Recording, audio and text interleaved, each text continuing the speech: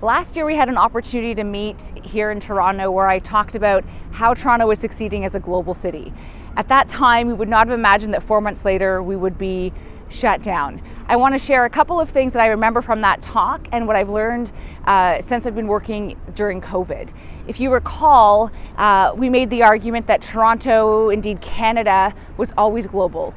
Canada had a robust trade system with First Nations all across North America long before European settlers came here and created global trade.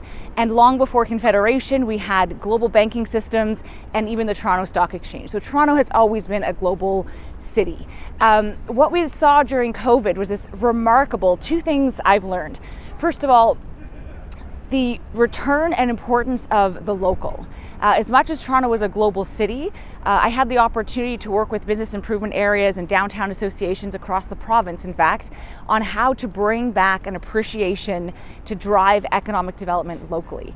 And while we were all working and figuring out this new global trade distribution system, we were also so busy figuring out how to rebuild and reconnect the local. And I think that is something special that COVID created that we may not have had, a resurgence of our main streets, of our downtowns, and reminding citizens of the importance of engaging locally.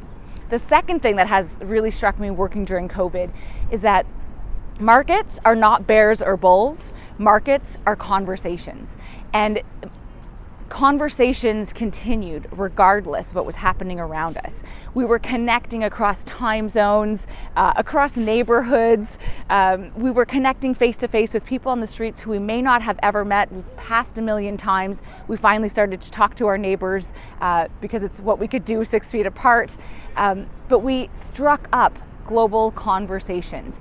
And this is also a really remarkable thing because I think in some ways we have come closer together, and the markets continue, financial markets of course, continue through conversations like we're having now, mediated by technology, mediated by new platforms that have emerged to connect us both locally and globally.